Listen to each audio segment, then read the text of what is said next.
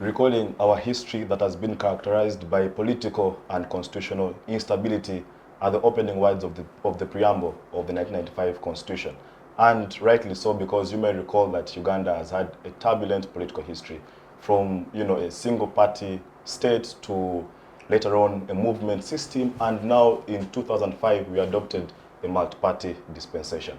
But the question still lingers around the operations of these political parties. And today on the spotlight is the Forum for Democratic Change that we all know has been on the media for, I don't know, not the very best of reasons, but yes, a faction that sits in Katonga has decided to form a new political party, but has hit a snag with the Electoral Commission saying that that name and color therein do not conform with the principles of a political party, because I think there's already an established party with the same. So we shall cast a spotlight on that, but also the bigger question is that, do these political parties actually matter? Are they relevant in today's political dispensation? Viewers, welcome to this episode of the Youth Roundtable. I'm joined by today a panel of only gentlemen, so the ladies are my apologies, and yeah. Well, and I shall introduce them to you, and in no particular order.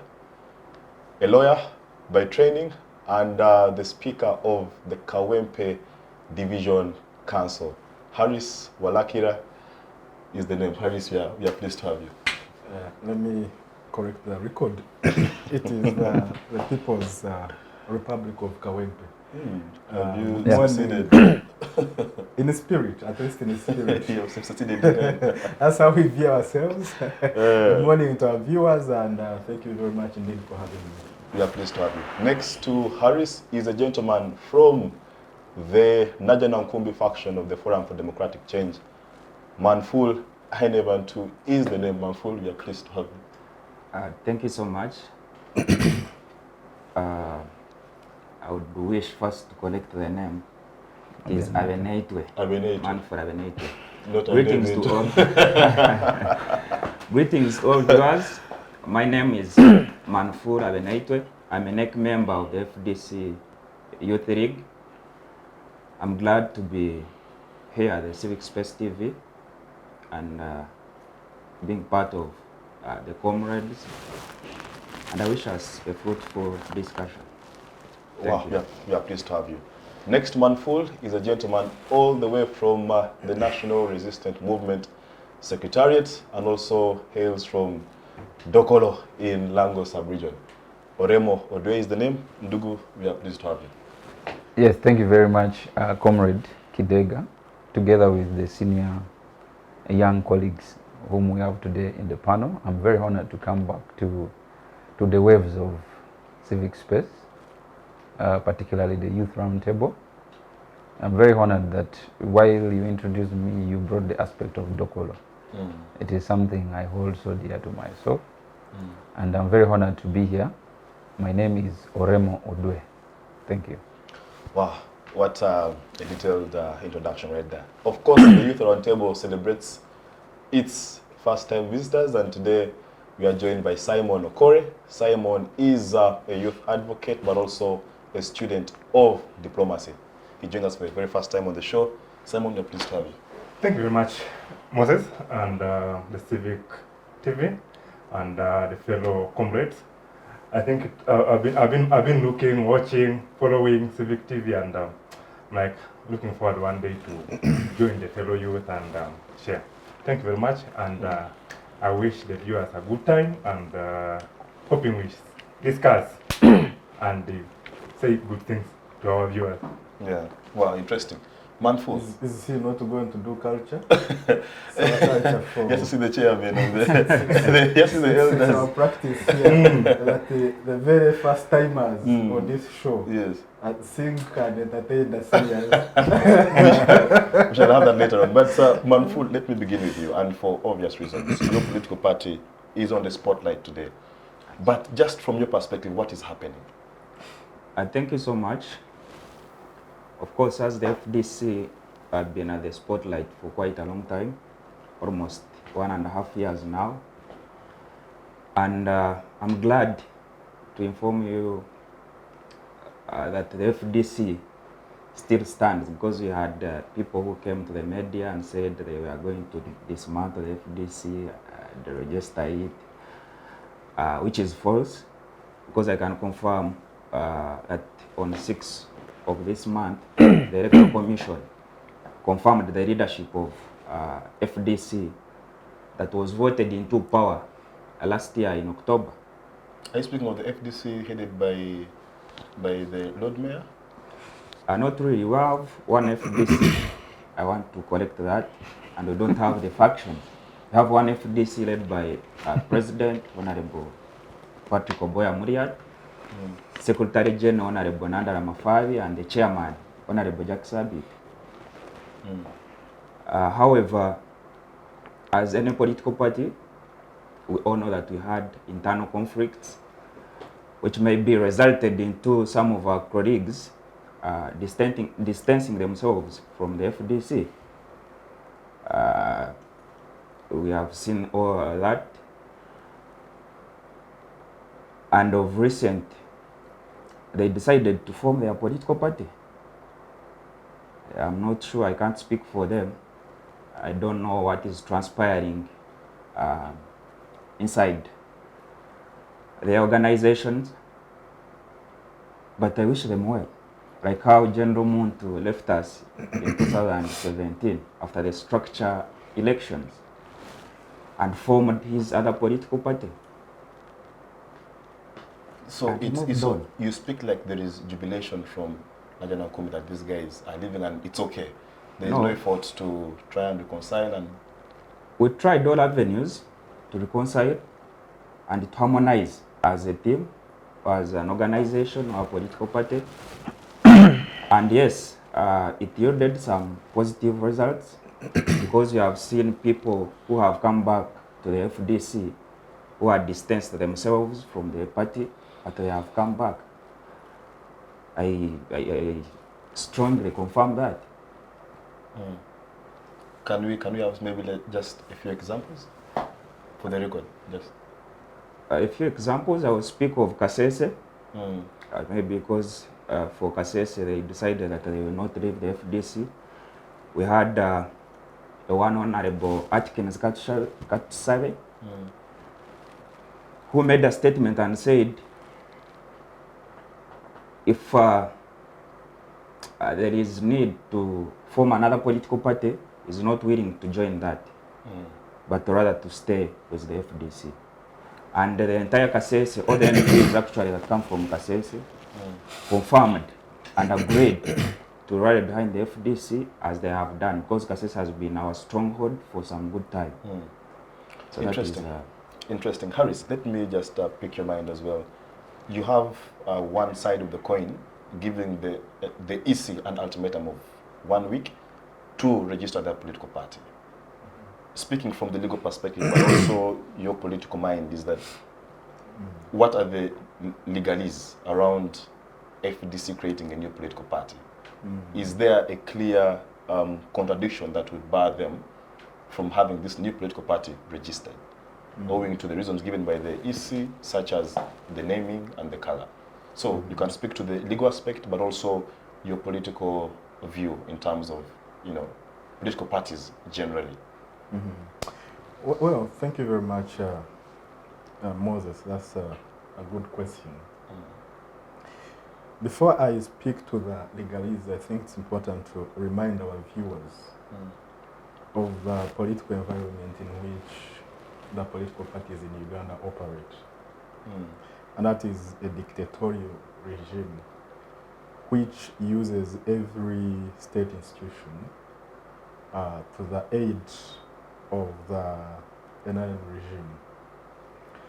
So I imagine that colleagues at Katonga, I mean, my brother Manful must be lost, because when he says FDC was not emasculated, was not decimated, was not dismantled, I think he's lost, because I think the spirit of that party left a long time ago, and what is left of it is really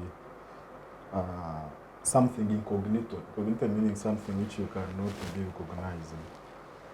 So our colleagues at Katonga, who espouse the spirit of the FDC, ought to have known that it's not going to be an easy sale. I imagine they must have followed the Political Parties and Organizations Act, which guides on the process of formation of political parties in this country. We should be reminded that the NUP in early 2000, we tried to form a political party. The process was futile. In the early 2000s? 2020. Oh, okay. Sorry about that. The process was futile. Not because we did not have advisors, not because we did not have lawyers on the team to advise the leaders on the proper processes. The process of formation of political party should be simple, and it is simple. It is straightforward. If we were operating in an environment that is governed by rule of law, but we operate in a dictatorship where it is ruled by law, where the law is weaponized, and when any group of people, like the FDC has done, like NUP, I mean, people power at the time tried to do at the time, try to register a political party, the members of the Electoral Commission, when they sit in a boardroom like this, the first question is, what does Mzee say about it? What does Mzee think about it? Council, aren't these mere allegations and that cannot be, substantiated? They say that if it walks, smells like a cat, then it is a cat. Otherwise, where it is not a rocket science, where the process is clear, guided by the law and the practice, because formation of a political party is very simple. Where the process is very clear, then why did the Electoral Commission refuse people power leadership to form their party? They had to use backdoor methods to use an existing party to form what we now know as NUP. I looked at the letter that is written by the Electoral Commission.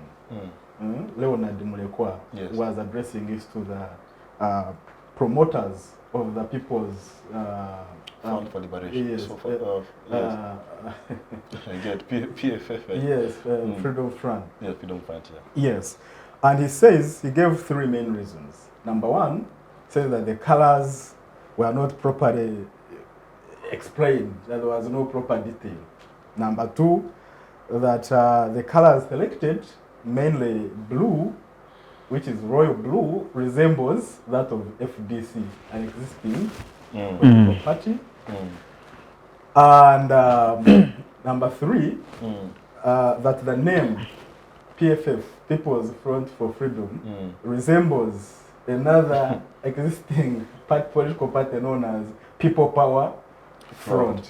Quite ridiculous.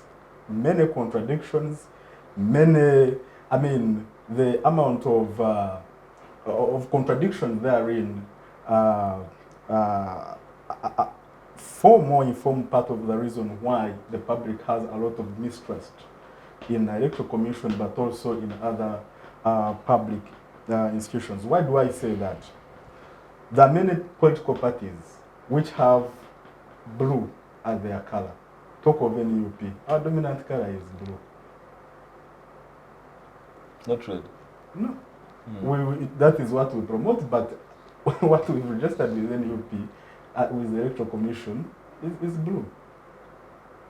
There are many other parties that have blue. And when it comes to these colleagues, our comrades at Katonga, they say, no, your blue has issues. To make sure, to make even matters worse, we try to register a political party called People Power. At the time, they said, no, People Power cannot be registered. Now, out of the blue, if he says there is a registered party called People Power Front, yet everyone knows that the slogan of NUP is People Power, Our Power. So are you casting an indictment in terms of the independence of the EC? Oh, it's a serious indictment. And I can assure you that those members, I don't know how they go back home and face their families. I don't know if they are Christians. I don't know if they are believers. But I don't know how you stay with that kind of consciousness. I mean, it's they must be suffering what we call cognitive dissonance, where your mind believe that this is the truth, yet you act differently. It can lead to madness. I think these guys need psychotherapy sessions. Interesting. Let me bring in you've heard what Harris is saying. He questions the entire political environment that political parties operate in. And of course, he has only not mentioned it, but the accusations that we got from the FDC is that, there was an invisible hand that has led FDC to where it is today. Just two questions from me. What do you comment about the political environment that Harris talks about? And secondly, is that the reason for the Katonga faction forming a new entity, what is the level of risk? Because can't the same risk that they faced with FDC, can't it also follow them where they are going? I don't know. Do you think they will entirely wither the storm? Thank you very much, the moderator.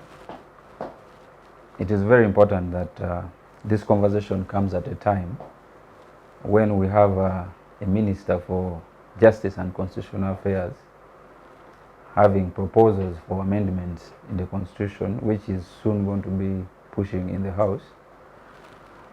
Is talking about bringing conversations to remove the powers of the people from voting the president. I feel very disappointed with the Minister of Justice, because the key question that he would have been struggling with as a minister right now is to first and foremost bring a conversation that can see how the EC is constituted. The framers of the Constitution that gave the president the powers to constitute, to make appointments in the Electoral Commission, probably are the ones who did us a very big injustice as a country. Whereas the EC is being accused right now, I probably think that they act sometimes in fear, because how they get the job is you get the job from the president. Today President Museveni is the president of Uganda, and I support him to be our president, but tomorrow it could be Kidega. You understand? And this is going to be a challenge we are going to face because in most cases people will act in respect to where they can send their hands and get something. So for me, I have a problem with the manner in which the Electoral Commission is formulated, and I can discuss this even at the NRM. But you see, because but you see, just to be fair, is that 2016 Supreme Court decision in John Patrick Amama-Mbabazi versus Museveni, the Supreme Court made resolutions that were adopted. One of which was that the head of the EC must be of the standard of a judge or of the level of a judge. So what more reforms do you want? You asked for the leader the parliament of the EC to be a judge. So what more reforms? Comrade Kidega, in politics there's what they call loyalty. And even here at institutional level where you're working, there is what they call appointing authority. So that is very fundamental. But coming back to the question of Katonga and the kind of rigmarole that they are engulfed in at this particular point in time, I must say the Electoral Commission has disappointed us as a country, because I don't see any particular reason why that party has not been registered up to now. There is no reason which is justifiable that leads to the bouncing of the party. Because if you look at the time, Comrade Harris has just been talking about how NUP struggled to get registered. But if you look at the colors of NUP, which is, he has said their dominant color is blue. They have red. Look at UPC. NUP was formed at the time when UPC was already in existence. So Katonga is forwarding royal blue, they are forwarding white, they are forwarding a phone that talks about how they are going to connect with the people. I don't see any reason that the Electoral Commission can forward to the people of this country for denying Katonga group registration. Because if they could register these other political parties, because even NRM, in NRM we have almost all the colors in the Katonga in the new party that is being formed, we have yellow, we have green, we have blue, we have red. You get? So, but that is not a pronounced color in NRM. So it doesn't bring any blockade or barricade to the formation of PFF. So for me, I think the Electoral Commission should start respecting the people of this country, respect Ugandans, because you know very well history shows you how they have frustrated very many groups from forming political parties. Our comrade, the Jonathan Yamburu is still struggling with the Electoral Commission up to now. They have denied him a chance to form his political party from the last election. And there are no clear explanations as to why they are frustrating the formation of these political parties. We are in a multi-party dispensation. And so we must continue having the consciousness that we ought to have as people of this country to allow people sprout up and bring formations that can gear socio-economic transformation, that can gear change, but also creating accountability in our country. Talking about the two issues of FDC, the Naja team and the team that is apparently camped at Katonga. In 2022, I had the chance to interview Jack Sabiti at his home in Chambogo. And I've also had the chance to listen from the Katonga team. I can tell you the problem that FDC is facing apparently that has led to all this rigmarole of over 1 year breaking up is a question that we all have to answer as a country. All political parties in this country have the same syndrome of having an individual on top who probably thinks the party should not be separated from them. Because if we didn't have an aspect of individualism at FDC, we would expect a man who sacrificed all his life in the struggle, a man who was highly respected like Kano Kiza Besige, to allow the institutions of FDC function. Jack Sabiti clearly states out to you how Dr. Kiza Besige does not want, you know, other people to come up and lead the party. He wants the party to remain behind him. He also explains to you how, I don't know if you saw Kano Kiza Besige move with Amuriat in the 2021 presidential elections. He didn't. But people campaigned for him. He also asked for accountability for the monies that were spent during the 2021, the donations and collections that they made. But it tells you that for the 4 presidential elections where Kano Kiza Besige was the candidate, there was no accountability made at FDC. So you question how for him you can question the accountability, yet during this time, no one asked for it. And I've said that this strongman syndrome cuts across all political parties. It cuts across most of the political parties. At NUP, you know what is happening. You know what is happening. There's a big row. What is happening? There's a big row between the president and the vice president representing Buganda. I hope I will be allowed some space. Please. There's no problem. This is an interaction. They fell out. They fell out. Let me just complete. Then you come in. They fell out. But if you look at fundamental reasons why they fell out, you don't get serious facts. Are you getting the point? Because probably, you know, Honorable Chagulanyi thinks that Matthias Mpuga is becoming a dominant force, and he is born to see 2 power centers in the party. You know, better you cut his wings. You start a battle. You start a battle that is going to curtail such a person from sprouting. So meaning that these strong men in these political parties don't want to see any other... Exactly, and for me that is my problem. Power center within the political party. That is my problem. Be it NUP, FDC... I don't know if you know what happened to Professor Genga Latigo in FDC sometime. Without digressing. Yes, as you just shortly bring yes, without digressing really, because this is not the main point of discussion for today.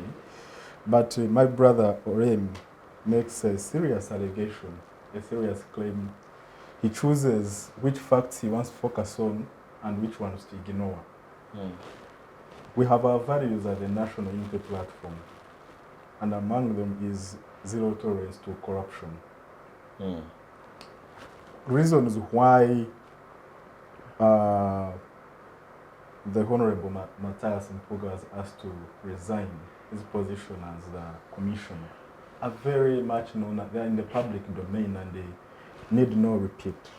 But what I would like to clarify on and make the record clear is that the National Unity Platform, NUP, is the only party that has been trying to break free from the old pattern of bigism, big man syndrome in this country.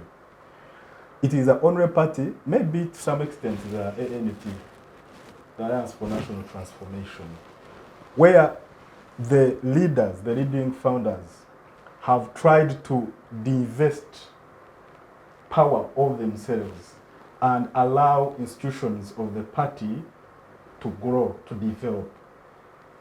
And the president has even made it very clear, he has even put it in the constitution, we have put it in our constitution as the National Unity Platform, that in any UP, for example, you cannot be a presidential candidate 2 times. You cannot be the leader of any UP 2 times. It's very clear. And he has been on the record and saying that NUP is much more than him, and he wants NUP to transcend him. And when you look at our internal party processes, you can't find them in the NUP. I have not had them in the FDC. It is the only party that is a party, properly speaking. So, Comrade Oremo, I invite you to our NUP leadership school, because all these values, democratic values, which are directly borrowed from the Democratic Party of the United States of America, that is our benchmark, that is our gold standard, together with the Conservative Party of the UK. That is our benchmark. And ours, I think let me finish. But yeah, just in a minute, I want to bring in Simon. I would want to finish because he interjected in my submission. You see, I don't know if my brother is speaking for the sake of defending the image of the party, but recently I was watching a show where one of the members of parliament who went to parliament on the FDC, on the NUP ticket, was spitting fire about how the leader, how Honorable Chagulanyi doesn't want to be told anything in the party. He's on top, he's like a lion on top, you are not supposed to advise him. And that is the big man syndrome I'm talking about. You do not question how things are being run in the party. In fact, NUP, the leaders in NUP are under a very serious capture. They don't have freedom of speech. Every time they are bothered with the question of the ticket. When I say this, the ticket is going to be denied. I'm not going to. No, I'm telling you. For record, you go in the media. No, let me tell you. That is an anecdotal statement. And it's unfortunate that go on the media. It is unfortunate. Go on the media and look for Honorable Kakembo. Honorable Kakembo, the member of parliament for. That one supports. But he's a member. That one supports PLU. No, he supports PLU. Where he's a member of parliament. You cannot take. You cannot get a statement of the self-seeker, a person who has never been at the party ever since he was elected, a man who has declared that he supports Kainerugaba, one of the main problems of this country, together with his family. And then you want the honorable member for Entebbe municipality has declared that he supports Kainerugaba. From where? You want to base on that statement. You want to base have you seen him? The statement was not made by that gentleman. He's a member of NUP. But he doesn't. He has never been at any UP. When was the last time he was at the party headquarters? What we know is that this gentleman recognizes that I'm NUP. That is anecdotal. But we have a problem. We have a systematic problem in NUP. Our leader doesn't listen to us. No, my brother. And that's why you see members of parliament of NUP flying like birds. Many of them are finding where they can get refuge from because of the kind. And I'm not bringing this particularly for National Unity Platform. I've told you this is a very big challenge in this country. It is in the FDC. We also have some of these small challenges in the NRM, but at least you realize that the honorable members in NRM are free to speak up their minds. You have seen the Honorable Todwong several times condemning evils in society, even when we have our supreme leader on top, General Kaguta Yoweri Museveni. But there is freedom of speech. That's the big problem that political parties are facing in our country, and that is what has escalated to the challenge we're having between Niger and Katonga. Okay, fair enough. Simon, not to bring in, you've been quiet, and clearly you can, when you hear the gentleman speak, you see that there is actually an issue that we have to deal with. But to me, the point is, do these political parties eventually, in the long run, matter? Because someone would argue that the Katonga group only now has seen that their only way to political positions is by having a political party. Now, in Najana Nkumbi, they can no longer be accommodated. So the only way to political office, either as an MP, a mayor, is to form a new political outfit. So are political parties only vehicles to achieve political positions? I think for me, I'll answer that, but let me answer that a little bit later. I want to start with the question of registration of a new political party and the events which led there. So we all know what happened. And FDC is breaking accountability, money from some party, you get. Now, I was actually telling my brother here that the only reason as far today we have no, a little bit sane and not too much in the news is because they try to handle their things in a mature way. Impuga and his team withdrew and kept quiet. Kept quiet. Had the Katonga team done the same, today FDC would not be in the media. Exactly. Now, the issue of registration of the party. I want to differ a bit with my colleagues. One, I've registered a company before. This is not with the Electoral Commission. This is with URSB. And usually, you will want to reserve a name and they will deny it. And they will say it is a little bit similar to this. And I don't know, lately it is a little bit more stringent than then. It was before. Because before you could find a company, like 3 companies with almost a similar name. Now, I would think, is the Electoral Commission trying to become more strict when they are registering political parties? Are they trying to audit their things? Because now, I think what they are looking at is, do not confuse the public. Yes. If you're trading as PFF, there is PPF, and then there is Royal Blue, there is Blue. My question is, because I had, when Honorable Lord Mayor was giving the ultimatum, he said, there is nobody who will stop us from using Royal Blue because we have an attachment to that color. That means, that tells you that these guys have not moved away from the original FDC of Najana Nkumbi. And actually, if it was possible, this guy, the FDC of whatever would not be that, but the only thing which is saving legally, you know, as of today, there is nobody in Katonga who can trade using the FDC of Najana Nkumbi, because but just to attempt to play the devil's advocate here is that what would be wrong with FDC Najana Nkumbi getting a new color? Like say, I don't know, white or whatever it is. Why do they feel that they're so attached to anything around blue? Actually, it should be Katonga. Maybe you wanted to mean Katonga. Katonga, why, yes. Katonga, I mean. Why doesn't Katonga? Now, yes. You see, there is what they call riding on existing fame. Okay. For example, today if you're to start a brand, actually that's why many brands in Uganda duplicate the other brands. Be it in media, be it in beverage companies, I don't want to mention names. There's a company which formed a certain type of water, and when you look at the design of the bottle, it looked like so they are trying to ride on the existing brand and the fame of FDC. Of the FDC. That is what so the Katonga function wants to ride on the existing fame of FDC of Najana Nkumbi. Okay, would you say also that they are trying to ride on the existing PF, the other one which they claim is in existence, because PFU, PFF, yes, because that one at least we know it is not popular or something. So can some arguments apply for in terms of name as well? But colleagues, I think that we are suffering from what in psychology we call paralysis of analysis. And in so doing, unfortunately, we are losing the big debate. And the big debate is the environment within which the political parties operate. The Electoral Commission being one of the key players there.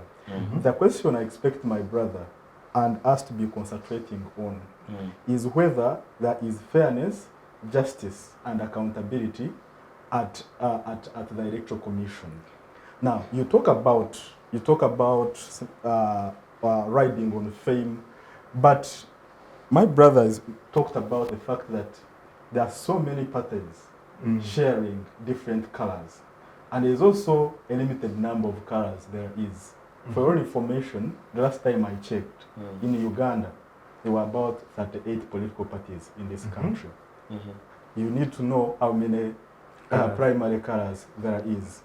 So ultimately, I think you want to take us into trademarks and then and then copyrights, but that kind of thinking does not necessarily apply. That is corporate. In political parties.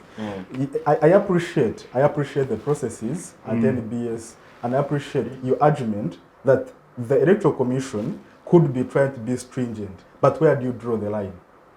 No. Where do you draw the line? Why do you say the Electoral Commission, the same Electoral Commission, which is trying to be more stringent in registration of political parties to avoid confusion or likelihood of confusion of the public, in the same year, it reserved the name People Power Front. Yet there is a party with a slogan People Power. Now, and in the same year, it refuses another Can group. I answer that quickly? Yes. Can I answer that quickly? Now, we need to differentiate between a slogan, because first of all, People Power slogan is not registered anywhere. It is registered. It is registered, my friend. It is the registered slogan of NUP with the Electoral Commission. Okay. For also your information, the same. There's a party called People Power something. People Power Front. People Power Yes. Front. It is And registered. It's registered. And the same name was declined, was refused to NUP when it had been using People Power for over a year, and everyone was associating People Power with NUP. And what they have done by reserving People Power Front, what is your name? Simon. It is saying that now Simon has, it is the same thing as saying Simon has become a problem. Can we now create our own Simon? Is there more confusion or likely confusion to the public than that? Again, those are what I'd call allegations. I don't know if it is the EC that Propio Motu formed that political party. I think an individual or a group of people expressed interest to form the political party. It is the Electoral Commission that which registered a political party known as People Power Front. Was it Propio Motu? Was it on their own motion, or it was on the request or invitation of members of Council Kidega. Society? Council Kidega. No. Finally, very final. No. Yes, just him first, then I'll get you. Thank you. I want to agree with my comrade Simon. And we need to appreciate the fact that this is the right time to dig deeper into the loopholes that are in the Electoral Commission. It becomes unfortunate. We all know that the Political Parties and Organizations Act must be in charge of protecting the already registered parties and organizations.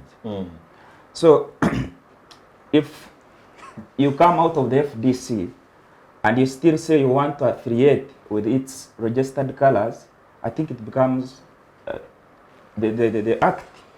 If you allow that, it means the act is not protecting the already registered organizations. Okay. This is what I have to say. I think for me, my problem is with Justice Byabakama and his leadership at the Electoral Commission. And I can say this with clarity. Because you see, Comrade Kidega, the same EC that declared NRM winner of the election. Of course, NRM won elections. So NRM won elections. NRM won elections. So are you castigating the EC? Thank you very much. You say that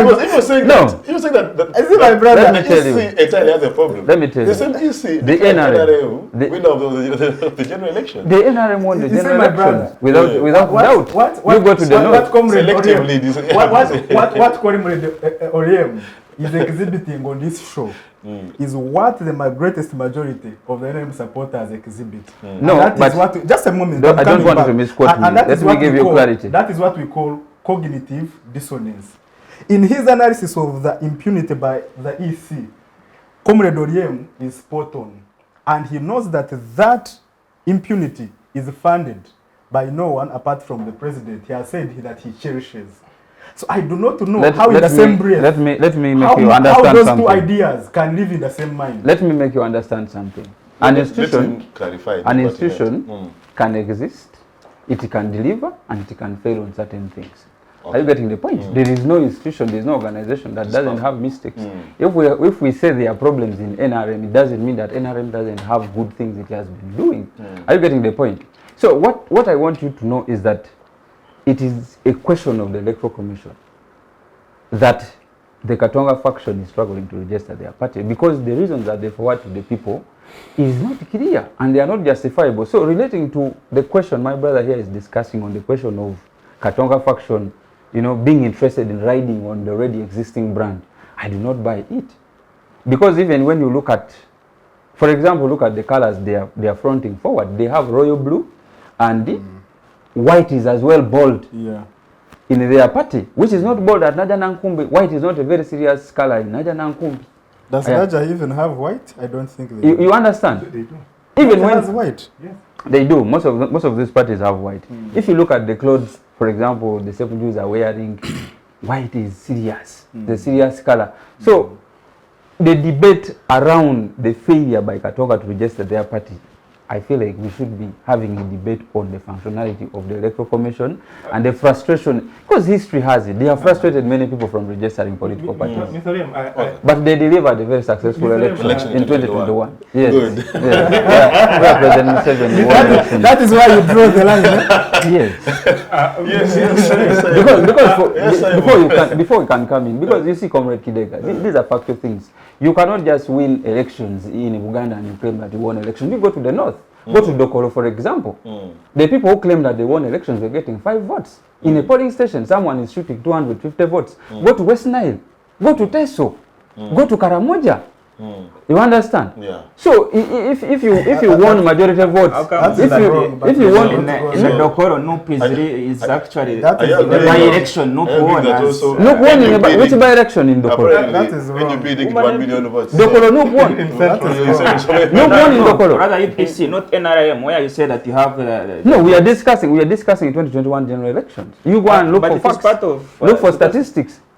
How many votes did NRM garner in Dokoro? In the by-election. So the Electoral Commission delivered very credible elections in 2021.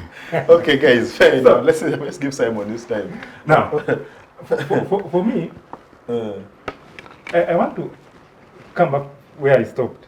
That you want to disagree with me on why, when I said FDC Katonga wants to ride on the already existing firm. One thing which I appreciate about NUP, I'm not a NUP member, but one thing that I appreciate about NUP. Where do you belong? Maybe. I'm a neutral Uganda. Neutral Uganda. Okay. One thing I appreciate about NUP is that I think the advisors of the NUP president are a little bit smart. That whenever if you follow the trend of events, when you follow the trend of events, whenever Bobi Wine is trying to knock a dead end, he always has a plan B. And that's how NUP has tried to circumvent. Exactly, because had it not been because of being smart, NUP would not be having NUP today. Because when they denied them to register people power, they should have. Okay, so why can't the Katonga function take the same approach? That's why can't they take the same approach? Now, let me come back to the question you asked me earlier. Are these political parties actually necessary? Is it because Ugandans out there today are struggling with affording the basic needs? They are struggling with affording salt, affording sugar. Is our political parties the solution? We are here struggling with creating a new political party after the other. Now, is it the answer to the questions of the youth who today have no jobs, to our education system? I don't know. You see, Moses, when you look at, like you said rightly in the beginning, I'm a student of diplomatic studies, and one of the things we look at in diplomatic studies, we look at the relationship of nations and how nations interact with one another. And when you look at East Africa, I don't want to look at the bigger when you look at East Africa, our neighbors Kenya can deliver a good competition. An opposition party can deliver a good competition. Rwanda does the same. TZ does the same. Rwanda. Why am I saying that? Okay, with all the shortcomings and the differences Rwandese have, they have a better election process than us in Uganda. However much we say someone has won 99% of the elections, how he has won we don't want to know. But the process is clear. Is clear. If But let me complete. Council will tell you that unjust laws are not laws at all. So the question is, can a process that is pure deliver an pure result? Hold on. Is it possible that you will go through a free and fair process, but the outcome is He's talking about Rwanda, but there are very many reports of assassination. Very many assassinations of top leaders. Yes, but let's not go there. Let's not go there. But I would like to ask for us as our viewers. We are doing a short commercial break. Comrade Moses, let him withdraw the example of Rwanda, because any African young person who listens to you and you're giving Rwanda as an example of where elections are very good, they would be very disappointed. Unfortunately, you did not allow me to complete No. Because the claim in Uganda, comrade, that is his opinion, and he has a right to it. You did not allow me to complete my point. The point I'm making is, first of all, why are we forming all these political parties? The question is, we want change. It is a constitutional right. It's a constitutional right. But what is the political organization? The primary objective is that we want to create what? Change. Yes. But now, with all these political parties, I will take you back into 2016 when we had Go Forward. Go Forward. Yes, Babazi. We all know what happened. You know what was, these political parties had tried to say, let's emerge and form one unifying factor to a coalition. Did it happen? Now, that's why let me answer you. It takes you back to the point I told you at first, that it is a syndrome of an individual. Once you realize that now you don't have the power to lead the political party, say, let me go and form my thing where I'm going to be in charge. This is a problem that Africa has faced. I actually think I think that is half of the answer and half of the problem. That does not really help our viewers fully appreciate the extent of the problem of our political dispensation. Yes, I agree that we have had... Harris, you've advanced the argument of the political environment, and you've really put the blame to the state, really. You've said, the state does not allow you to operate in some way, but the question is now, someone would ask, is it the state that has forced FDC Katonga to depart from its mother party? Is it the state that is now pushing Puga to create a new political party and depart from? So at times don't we openly? Is it the state that is pushing the group in UPC to also depart and form a new party? That's a very good question, Moses. Why? Because I think that there is we need to look at both parties in all fairness. Of course, the state has a role in whatever mischievings is happening in these political parties, but also the leaders within these political parties also have a share of their own blame. They have a share of the blame when they fail to organize internally to build strong, resilient political parties, irrespective, and I understand they operate against extraordinary conditions of police and of regime brutality. They go into elections. It is a military operation. Yes, they operate. The same process that allowed your party displace FDC as the main political opposition party. I'll come to that, and you see, not everything that glitters is gold. you ought to understand you need to understand the game of the dictator. The dictator, if they say, let's allow NUP to win in Uganda, but we shall not allow them to win in other regions, we should not celebrate that NUP, as NUP members, has won in Uganda. Just a moment, NUP has support across the country, but the person who determines who wins decides where your votes will count and where your votes will not count. In the central region, the votes were allowed to count. In other regions, the votes were not allowed to count. That is the game plan. Just a moment, colleagues. So we ought to have a fuller picture of the games, of the gerrymandering of the dictator. But I don't want you to stray me away from the point. The point I was making is, and this is an essential point, because we always tell our viewers, there is serious question. There are serious questions on either side. There are serious questions of morality. There are serious questions of fidelity on the part of the state. There are certain values, there are certain principles that we expect a ruling government, every party, whether ruling or not, espouse. But what the NRM, under the leadership of Museveni, has espoused is corruption, is brutality, is gross abuse of human rights, is disenfranchisation of people. They have used the power that people of Ugandans entrusted with them to abuse the Ugandans. Well, despite all that, all that by the NRM, I still look at Katonga, I still look at FDC and my own party and ask a question: have we done enough? Okay, but then the question also that I beg to ask is that you're saying NRM has done all these things against the people, but the people continuously vote for NRM. So I don't know. People vote.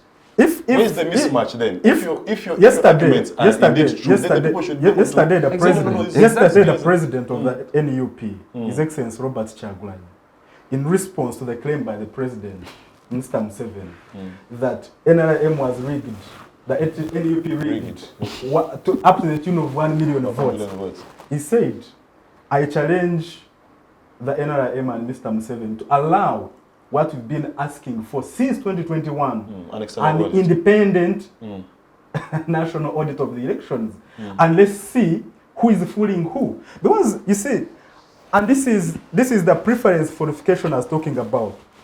Call it cognitive dissonance. My brother, Orem, in one breath, he will analyze for you the impunity of the Electoral Commission because he can excuse it, he can blame it. So he can blame it without seemingly being seen to choose his master. Kidega. But when it comes to an election which was blatantly chosen and won by his master, because he knows that his master pays his paycheck, Comrade Odwee is very shy. It's not about you have to be honest. It is about ideology. Comrade Odwee, you have to be honest on that point. Yes, Comrade Kidega, you see. But just in a minute and give a short break. What we are talking about here is seen on the community. If you move in Uganda, most of the areas in Uganda, you're going to find support for NUP more than the NRM. Move in the north, there is no support. The party is not popular. I was in Dokoro by-election. I was campaigning for the NRM candidate. The NUP president was there waving to people who are busy on their businesses. They got 700 votes in Dokoro. That's not true. 700 votes. You go and look for statistics. So the thing is, what is on paper it is exactly clear. In Uganda, NRM lost. That is where Oremo lost the line. But that was the only dominant area. That was the only dominant area for the NUP. Let me make my point. Let me make my point. What I'm trying to make you understand is that you are popular in Uganda. When you went to Masaka, you had numbers. When you went to Luero, you had numbers. But if you go to other parts of the country, you cannot win an election. That is the narrative. You understand? Comrade Kidega, if you went to the north, if you went to the east, if you went to West Nile, if you went to Western Uganda, do you see NUP having the masses they have in Uganda? This is a clear thing that anyone can see, even a baby of one day can see. So I don't know. This gentleman accuses NRM of of denying them all the rights they are talking about. They are appointing the leader of opposition in parliament. They want all the seats, nearly all the seats in KCCA is part of them. They want most of the seats of parliament in Uganda here. What freedom? What political state capture are you talking about when the NRM has allowed all political parties to operate and even capture power? They have a leader of opposition in a power appointed by the NUP.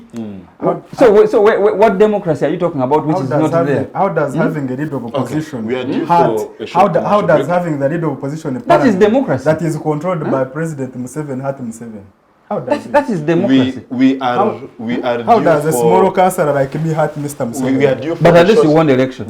No one rigged you. We are due for a short commercial break, and to the viewers, just come back to don't move a muscle, and see you after this. Digital rights are those human rights and legal rights that allow individuals to access, use, create and publish digital media, or to access and use computers, other electronic devices and telecommunication networks. Digital rights include a right to freedom of expression, information and communication through technology, a right to privacy and data protection, a right to credit for personal works, a right to universal and equal digital access, a right to identity, a right to anonymity, a right to be forgotten, and a right for protection of minors, among others.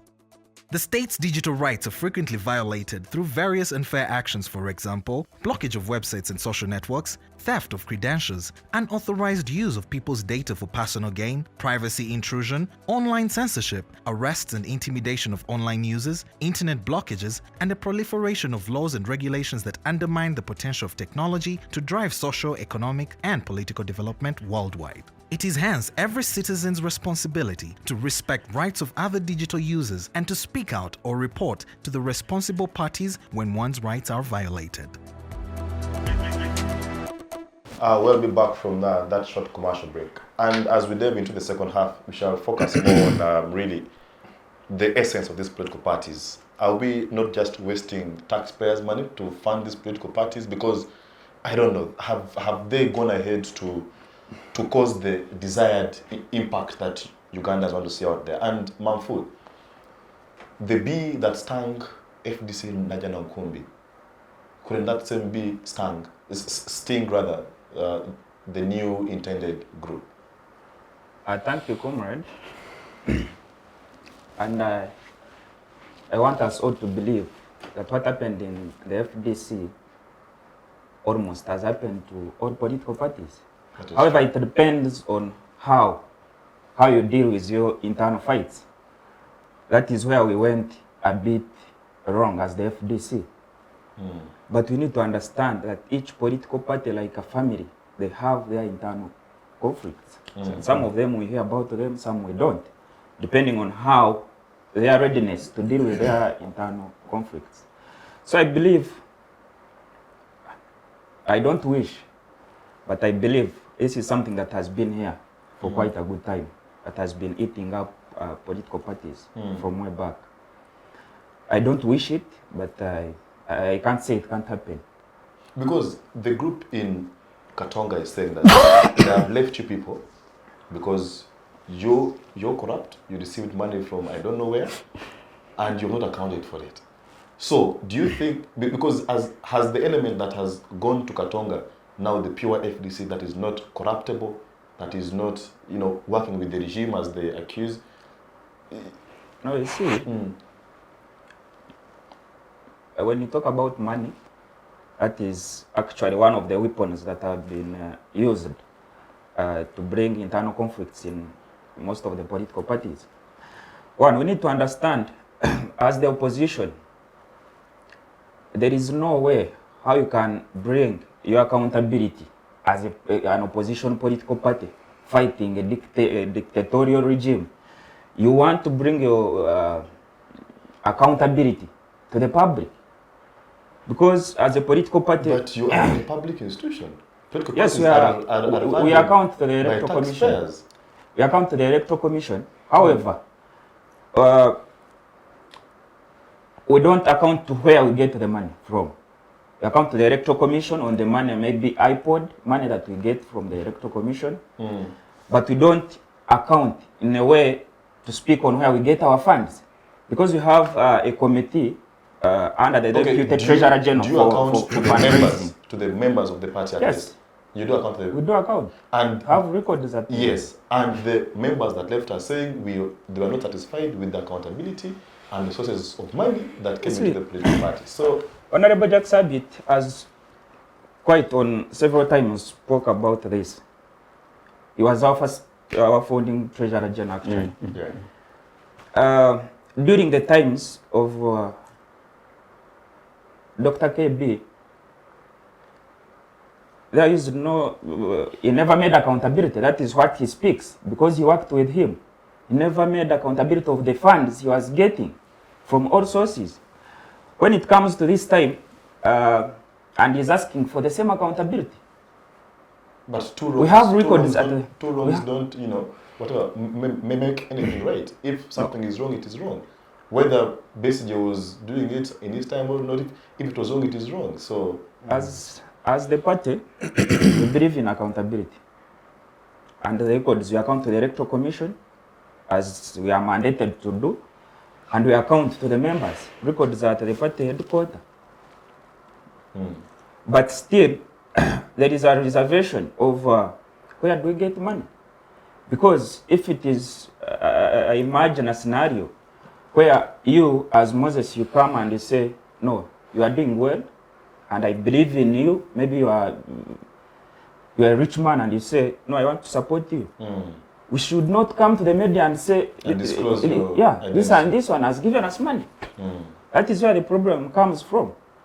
Even if it is an individual, whether a party leader who has gone for a loan, these things happen in political parties. You stand in for the party, you go and get a loan, and then the party keeps on paying. So, as the FDC, we have been accountable enough to our members and to the Electoral Commission. Okay, fair enough. Okore, the question that you mentioned, but in passing, was opposition coalition. I think the opposition maybe dreams of a day when all these political parties can come together and rally behind a single candidate. How plausible is that? That FDC, now that you have Katonga, Najana Nkumbi, then you have UPC, one led by Walubidi, then the other led by Akena. And Dan Okere. There are many. Yeah. So is it possible that one day all of these groups will come together and say, we are fronting Kiza Besije against President Museveni? You see, that's a very hard question to answer, and will never, I think, not happen, because I want to start with that small place. Chira, today, as we speak, the NUP is fronting someone against Honorable Semujunganda. At one point, Honorable Semujunganda and the principal were, we could say they are in good books. Today, they are fronting someone against him. That's at a small one. At a small level. At a small level. Today, we have, I think even councillors, you'll find an FDC councillor being fronted against, a new councillor against DP councillor. Meaning already there is no coalition there. Now what if it comes out the bigger picture? Because, like you say, the big man syndrome. Everybody wants to be there. Big man. Exactly. Everybody wants to be a big man. And that's where we are. And that's why my brother here says the state is captured. But the state is actually not captured. I think for me, I believe we are captured. One thing I think I want to believe, Moses, the world, the country is like a jungle. That's what I always tell people. It's like we're in a jungle. And in a jungle, everybody fights for his survival. NRM is fighting for its survival. NUP is fighting for its survival. FDC is fighting for its survival. That is at the party level. When it comes to the help, President Museveni also wants his survival. I mean, let's not start to talk like we are demigods. We are human beings here. I mean, because my brother here, today if you became the president, one of the first things you would want to do is to see. You want to consolidate the power. We're planning on how transition after 2 terms. Transition is, let's leave the question of transition. Let's talk about consolidation. So that's why today, I hope I will not offend you. when there was that row between Impunga and Bobby, Impunga once say we are in a family capture. The party is being run. The party is being run as a family by a family.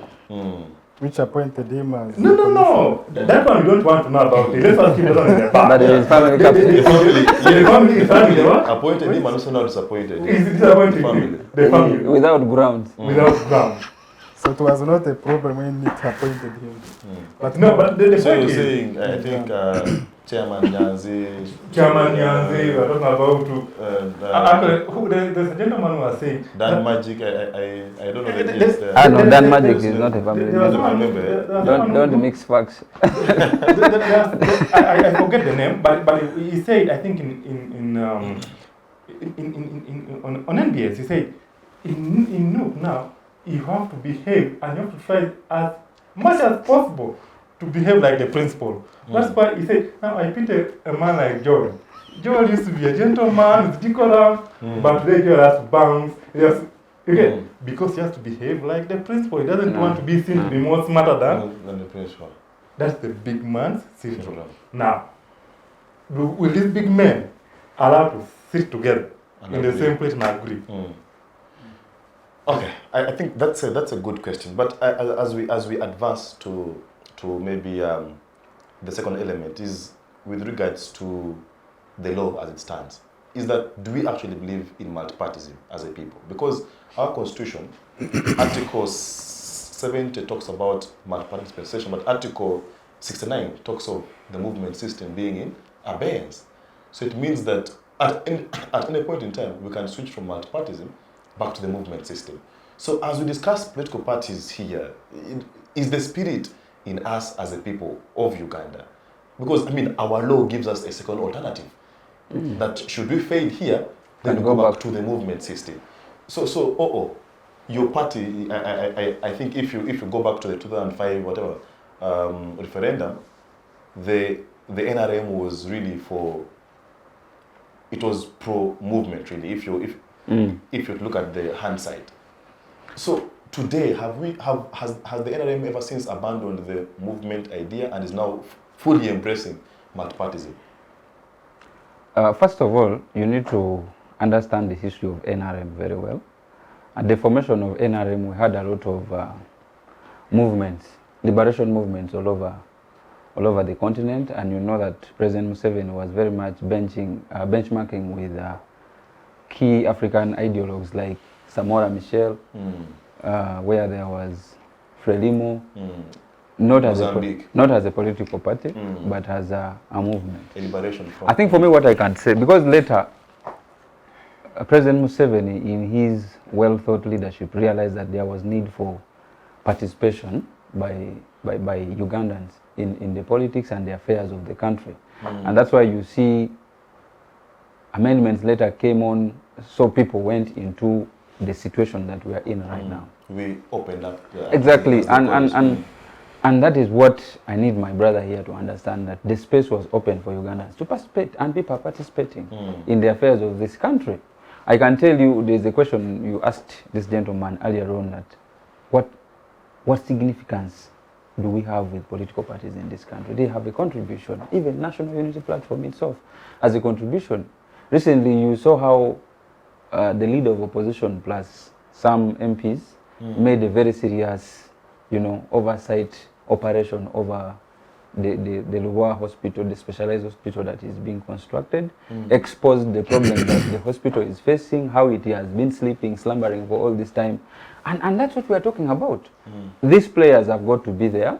We need multi-party dispensation in this country because we are a democratic country where someone comes in, make their contribution, and then we shall see the country progressing. But if we lock contribution to one person, if we lock contribution to one group of people, you realize because my question is, it is hinged on China, for example. China is a single party state. Yes.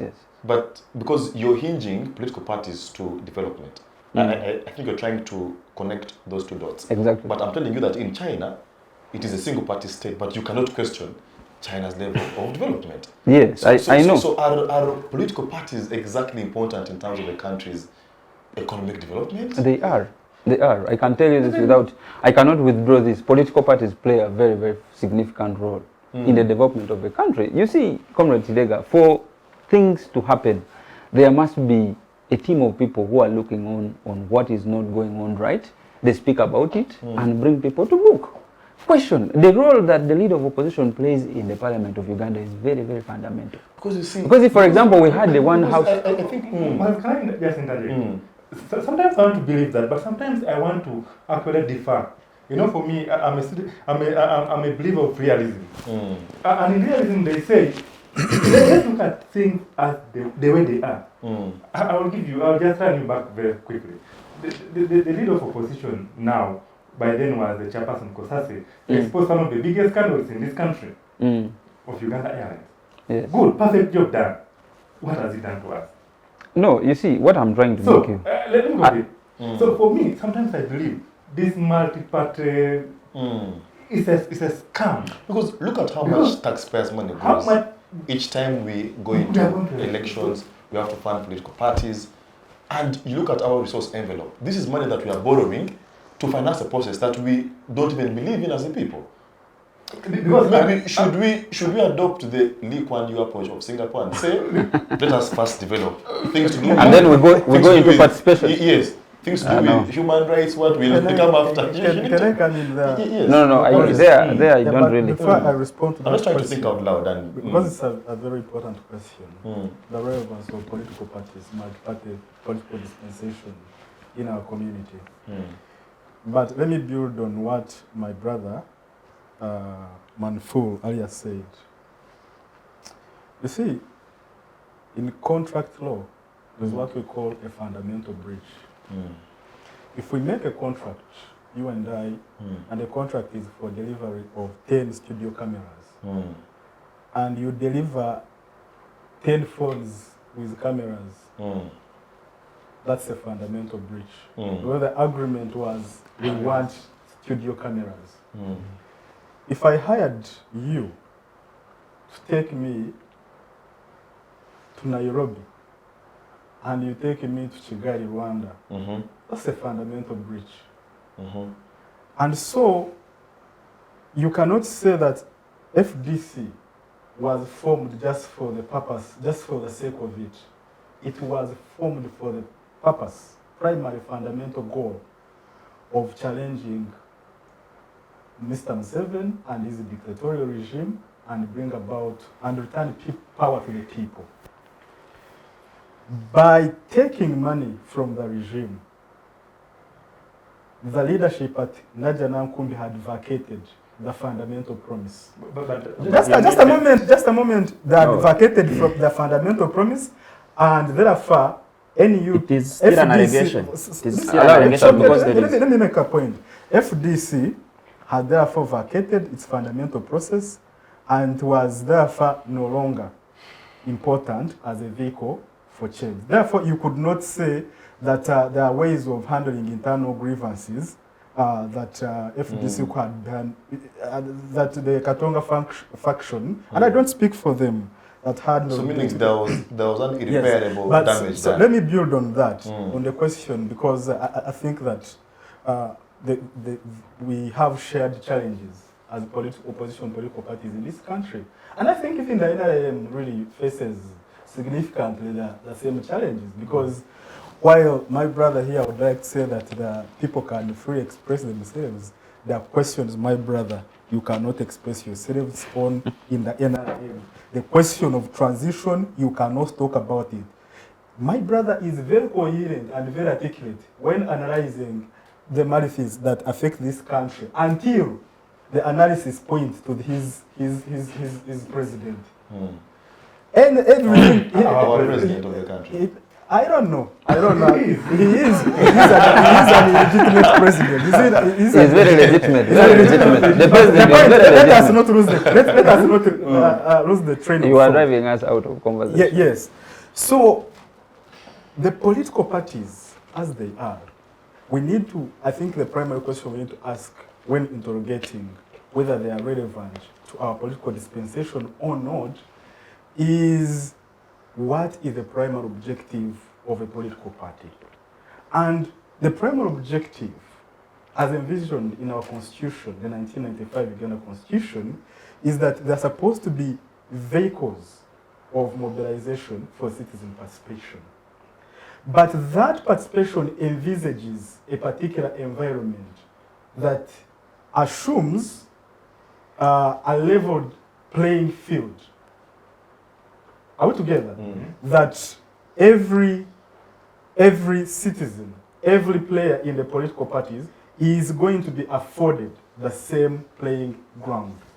And if they work so hard and they mobilize, and Ugandans, the majority of Ugandans, trust them with their power, with their vote at the election time, then that party, which would have rallied the most number of votes, would take over government and form a people's government or a legitimate government. Now, to begin with, there is no leveled playing field because the people who have power at the time do not believe in fundamental values, the fundamental tenets of democracy. They are preoccupied with family rule. We are under a family capture. The state of Uganda has been captured by one family. And that is the preoccupation. It does not matter how bad the schools are. It does not matter how bad the roads are. It does not matter how the state of health is, as long as one family, the Son, the Holy Son, the Holy Father, the Holy Son, and the Holy Spirit are still in power. So having said that, then therefore, why do we see leaders in opposition forming a party after the other? I think that's where members of opposition, we need introspection. And that's why I tend to agree with my brother here that sometimes our selfishness supersedes the common goal. So do you think Bobi Wine can rally behind, say, Kizza Besigye? I think there is a need for a conversation for that. And the Bob Wine, the man I know, by the way, many people comment about Mr. Bob Wine, but they don't know him. They just look at him, they maybe hear about him, they have heard him sing, some of him even prejudice his background. They frown at his background, but I think it's a remarkable story, which is in tandem with the story of our country, from zero to hero, from grass to grace. That's a very nice story, but the planned kids, the cool kids who have had it all, they frown at him. They think that a man who has had such a remarkable story should not. But that is not the story for the day. The point is, Bob Wine, the man, wishes the very best for this country, and I'm very confident if there were genuine efforts, because he's not the only player, there must be genuineness and honesty from other players. I am very sure His Excellency Bob Wine would rally behind. Because it's not about him. That's why we put in our constitution that he cannot be president more than 2 times. Just a few days, Kizza Besigye was appearing on a talk show and they were discussing this very thing. And he asked the question that at the time when Bobi Wine was coming, because Ugandans seem to have tilted the conversation that Katonga, FDC should rally behind the National Unity Platform because now it is the dominant force. Besigye asked, why didn't Bobi Wine at that time rally behind the already existing forces that were pushing for change in this country? Then at this time, you're telling us to go and rally behind him. And that answers the question he's talking about, that to have opposition in this country come together and say, let us go and look for power, let us go and fight for change, is very, very hard, and takes us back to the question of the big man syndrome. Who is the most relevant in the field is the question that the opposition leaders are failed to answer. Meaning they are now competing to be who now leads the opposition. Exactly. That's how people have reduced it. I agree with you, my brother Oremo. But what does that also speak of us as a people? What does it talk to our psychology, if I'm to call it the psychology of Ugandans? Because there's a saying, and I agree totally, that the people get the leaders they deserve. Yes. the people get the leaders they deserve. In other words, the politics we have today are because of the society we have. It's the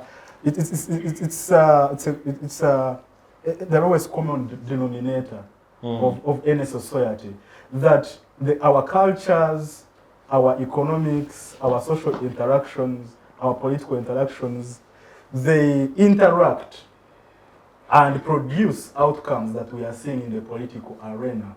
In other words, if Uganda were greater than the leaders we have, they would supersede those leaders. If Ugandans were united and they wanted a better state of governance, irrespective of the challenges we have, I am convinced that the leaders who are there who do not want to unite for a common goal would be replaced by revolutionary voice. They would be replaced. Can I interject? The better government is there already. Hold on. Are you trying to tell me that our leaders are more powerful than the citizens?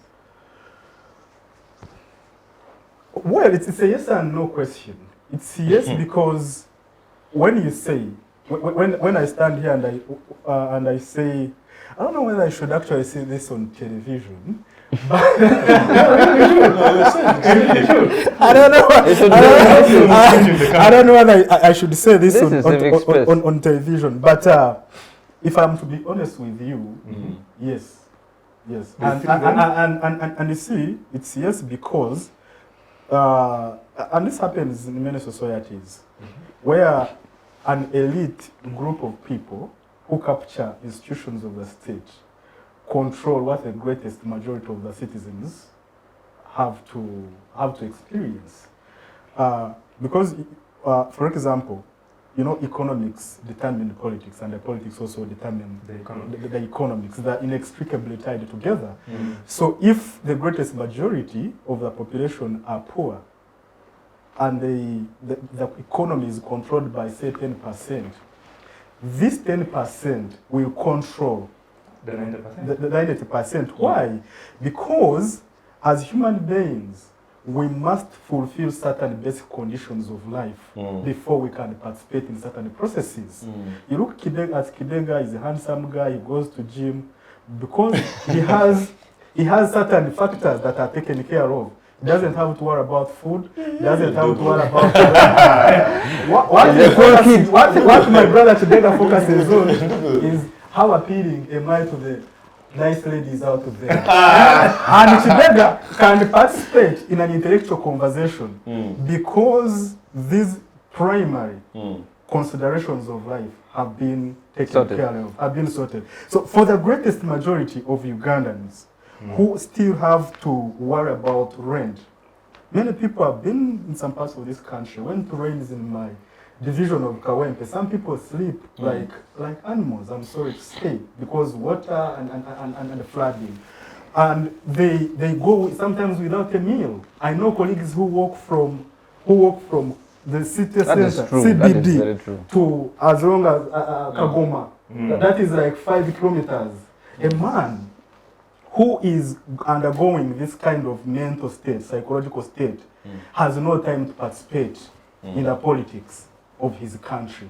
And this man will turn up. Should they have more reason to actually but you see, everything is going against. And Professor Mahmoud Mahmoudan has said that structurally, socially,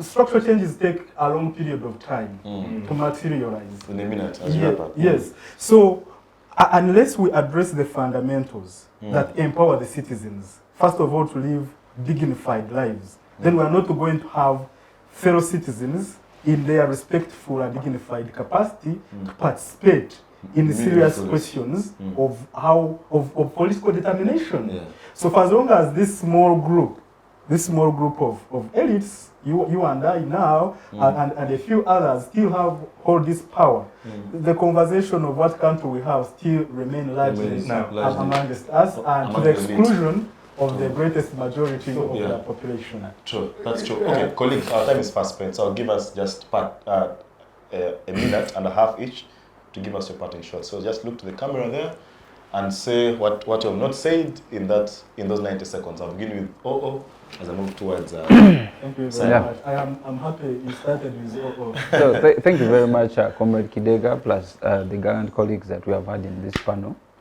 I must say and call out the Electoral Commission to simply do what is right in regards to the registration of the new party that is being agitated by the Katonga group, but also inform, because we have had a multifaceted conversation that has touched the existence of different political parties, to also just inform the public that the biggest question that the NRM grapples with is actually the multiple achievements, the impacts of the achievements that the NRM has had over time. That now you see our hospitals are not enough because our population grows successfully, our kids don't die at a younger age.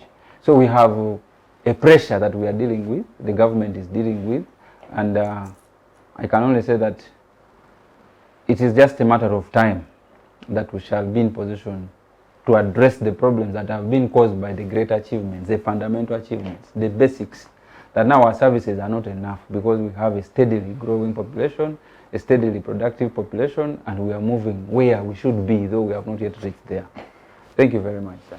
Fantastic. Yes, Manful. Thank you so much. I want to briefly speak about a few things on the relevance and the irrelevance of political parties.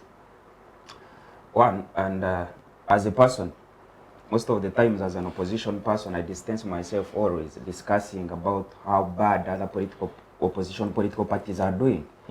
Because I don't want to die in opposition. However, I want to work hard through my political party and other change-seeking forces to see how we can better this country. So how the political parties are relevant, I say yes to a certain extent, but their relevance comes with their readiness to deal with the issues at hand. Having political debates. But it is unfortunate that now you find an opposition leader on a public space speaking about another opposition or another political party, which is opposition, which is bad to me. And the irrelevant, how they are irrelevant is Africa-wise or even world-wise. Personal interests and greed for power. That's why we have many political parties. If I can give an example of Uganda. Because everyone wants to be that leader, that strong leader of a party, like what happened in Senegal. His Excellency Faye of recent, he dissolved the parliament. Parliament, yes. And one of the reasons he gave, he said, no, the parliament is full of the opposition. And it is hard for him to have some policies.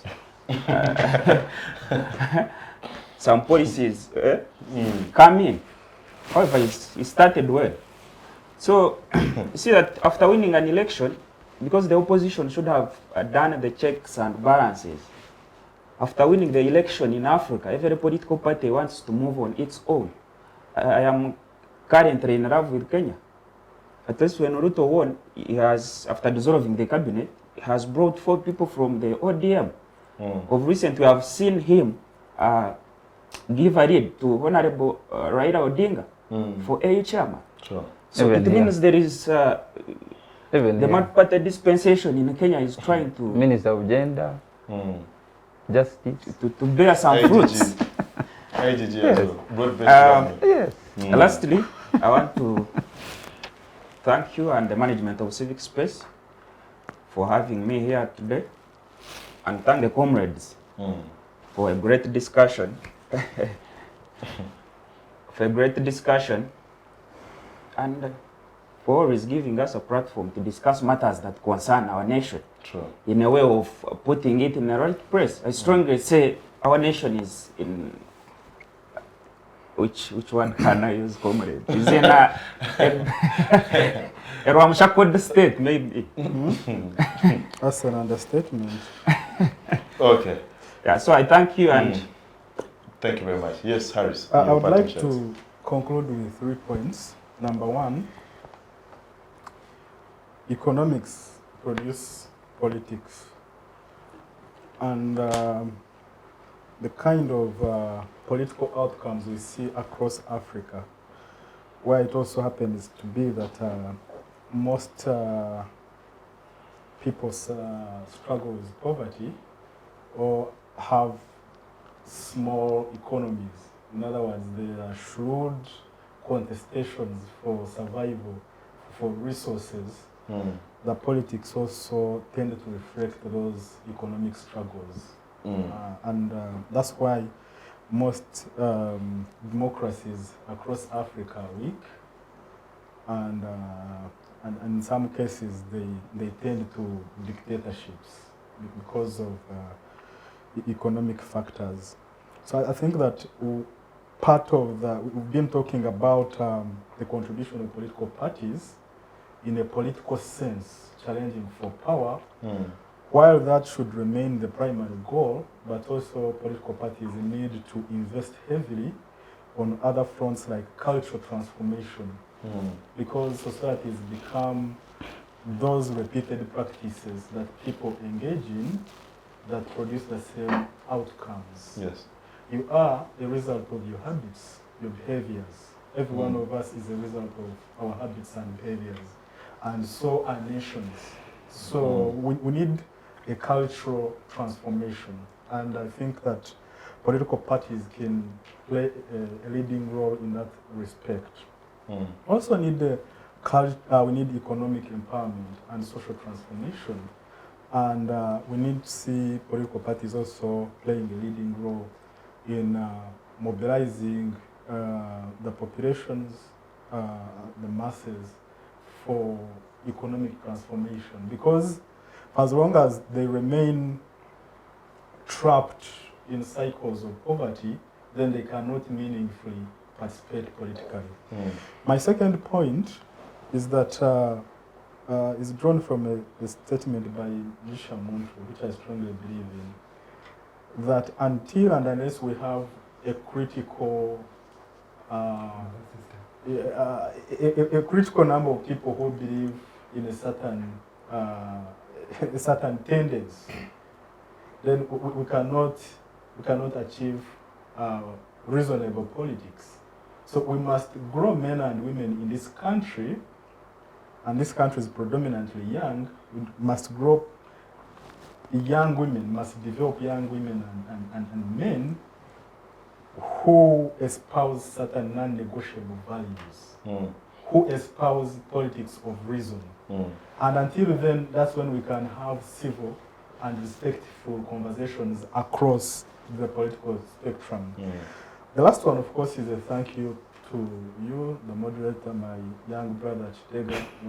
You've done a great job, and I want to promise you that I will be the one to introduce you at the bar. And also thank the Civics Space TV for this platform to have this conversation with fellow citizens. Thank you very much. You have not thanked me. Orem, I thanked you. But Orem, we need to talk because I like the way you articulate issues, but you have exceptions. Now, I don't know if you're trained by Andrew Mwenda, but when it comes to Mr. Museveni, that's where I draw you. Stop the analysis. I think that is done. Okay. Let us wrap up. So I think for me, I will start at a light point that the youth, I'm happy that it's only the youth who are here and civic space.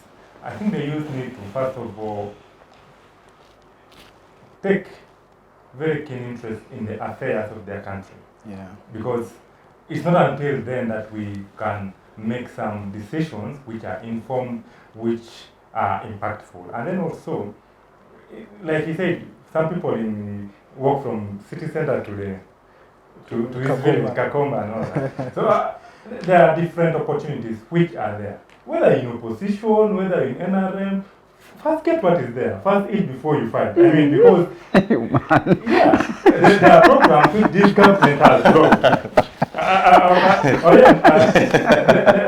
are programs this government has started. You are reversing the show. I hope hope you're not looking at another thing. There are programs the government has brought, for example, there is this Yoga, they use the Youth Livelihood Fund and all that. Don't exonerate yourself because you're from NU. I don't want to be part of. Of course, the government serves everyone. So the government serves everyone. Those are political declarations, non-existent programs. I would encourage the youth actually take advantage of these programs, the parish development model. Let's first get ourselves somewhere, because we cannot even change if we are weak. So that is one. That is my actual last remark. And then maybe a special thank you to my brother Moses and Harris and the team and Civic TV. Thank you very much. Wow, fantastic. Thank you very much for your time. Thank you, Ndugu Abeneitwe. Thank you, Senior Counsel Harris, and thank you, my good comrade Simon. And of course, to the viewers, it's always a pleasure having you every single Wednesday afternoon. I've said it all. I don't want to dilute whatever has been discussed here. So until next week, same time, same place. Bye-bye.